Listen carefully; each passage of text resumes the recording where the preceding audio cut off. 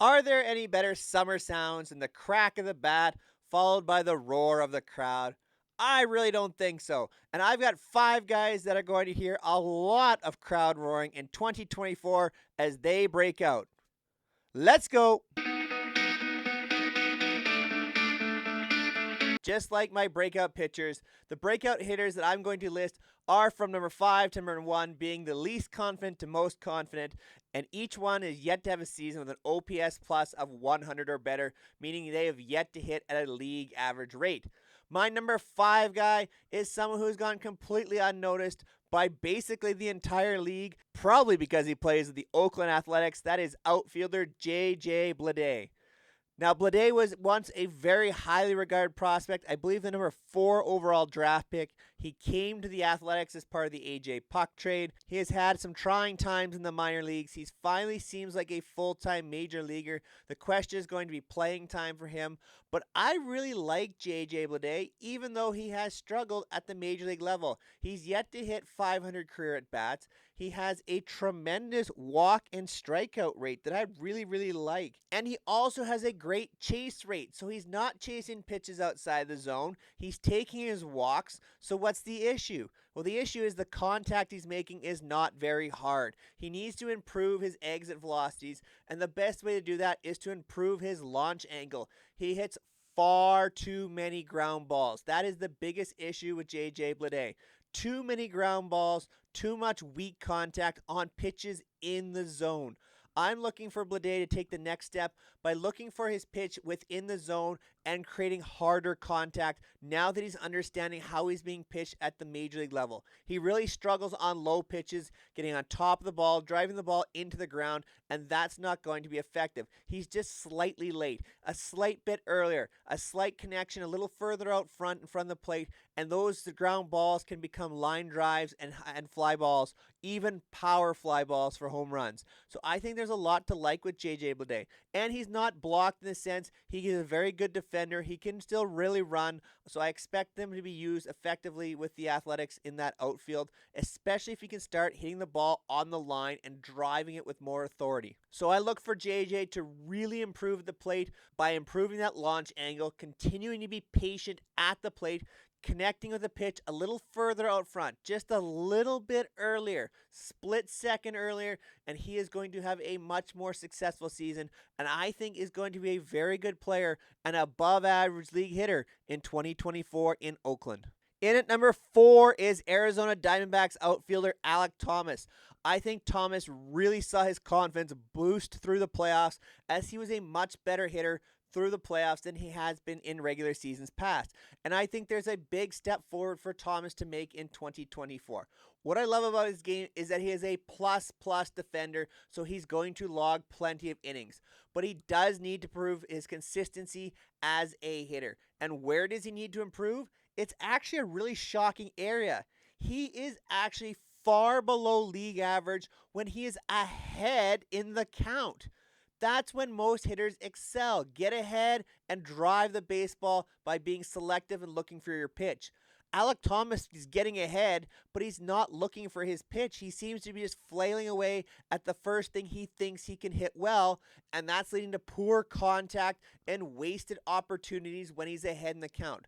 When he's behind in the count, he's nearly a league average hitter. So if he can stay there and really battle and understand how to fight pitches off, and stay about league average when he's behind in the count, there is so much room to step forward. He can be more aggressive, looking for his pitch, not just a strike when he's ahead in the count, and really drive the ball with authority. And I think he really saw that effectively in his big home run at bat against Craig Kimbrell in the playoffs. There is a lot to like about Alek Thomas. He just has to start understanding this pitches in the zone that he can drive and pitches to stay away from, in particular when he's ahead in the count. If he can do that, find that pitch, drive that pitch, even drive the pitch away from him the other way a little bit more often. I'd love to see him use all fields, but I think Alek Thomas has all kinds of room to take a big step forward as an offensive player, not just a defensive player in 2024. In at number 3 is a player that I absolutely love.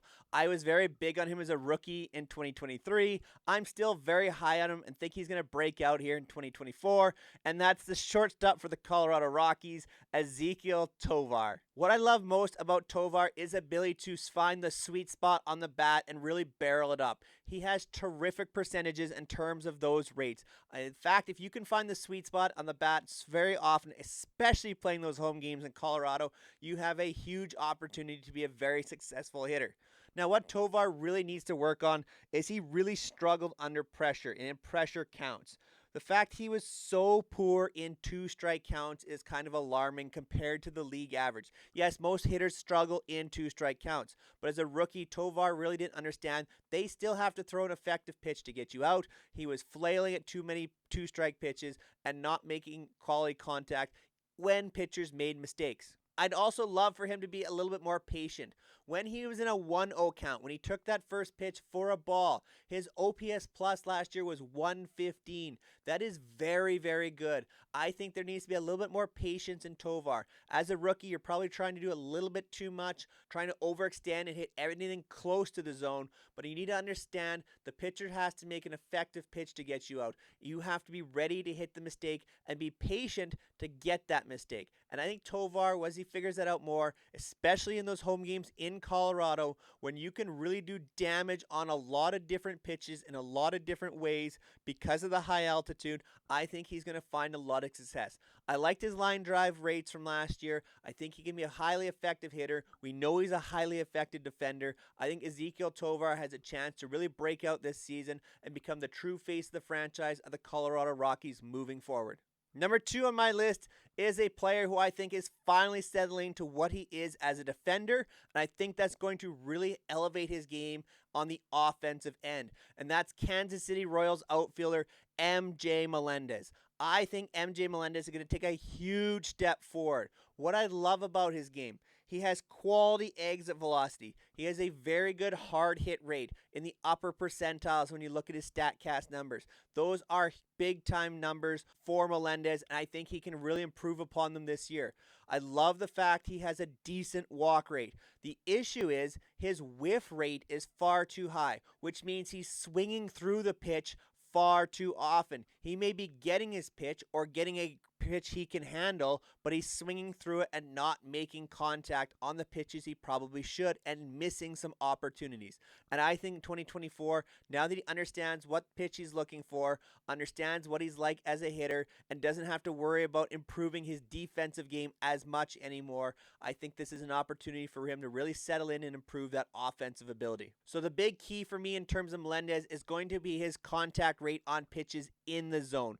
The good walk rate needs to stay. The good eye needs to stay. He needs to find that pitch and now needs to make contact and do damage in the strike zone. And he's been doing so when he has the opportunity, but far too often he's swinging through, missing out on those opportunities. And let's face it, Kansas City Ballpark is a tough place to hit. It's a tough place to really hit home runs. There are fly balls that will go to die. I think he's finding the game a little bit more and more, and I really think he's going to take the next step for the Royals. I think this is a big season for both Melendez and Kansas City in 2024. And my number 1 bet for a hitter to break out in 2024, it almost pains me to say it, but I have to go with the New York Yankees star shortstop, Anthony Volpe.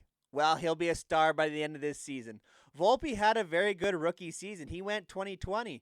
20 home runs, 20 stolen bases, but he was under a 100 OPS plus, so he fits my list. It almost feels a little bit like cheating because I think if he stays healthy, Anthony Volpe is a surefire bet to improve on his numbers this season. And his numbers last season were pretty good. There are some very effective parts of this game that I love about Anthony Volpe. He has quality exit velocity. He really excels against fastballs. He has an above average walk rate. So where does he really need to improve? Well, it's very simple. Like a lot of young players, he needs to improve on the breaking stuff.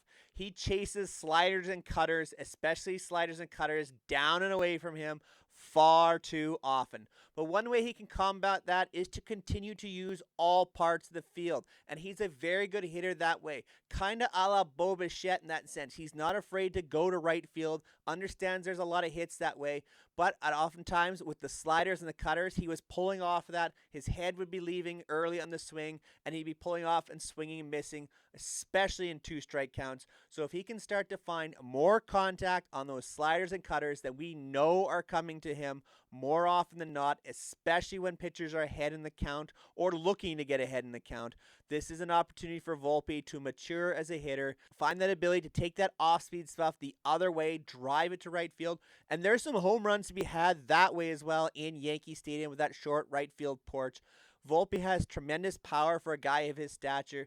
I think there's a lot of improvement with his defense last year, and I know this is all about hitting, but defense is important about keeping a player in the lineup, and maturing and making improvements there means the hitter can spend more time on hitting. And Volpe's defense really took a step forward last year. I think he settled into that role with the Yankees. He has an opportunity to be the everyday shortstop and not have to be as concerned about his defense because he proved it last year. He needs to find that power stroke with the bat once again. I think it's easy 25, maybe even 30 home runs for Anthony Volpe this year. We'll wait and see. He's got that potential, and if he starts driving the ball, especially to right field on those breaking pitches, I think the sky is the limit for Anthony Volpe in 2024. Thank you so much for making it all the way to the end of another video here on 3 Up, 3 Down. I appreciate all your guys' support. We just recently turned 2 years old in the channel, and we are pushing for 500 subscribers come All-Star game time. So I'd really love your help. If you're not already subscribed to the channel, make sure you hit that subscribe button. I greatly appreciate everybody here on 3 Up, 3 Down.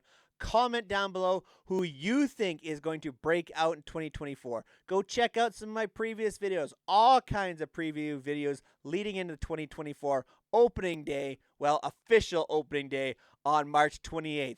Till next time, take care, everyone.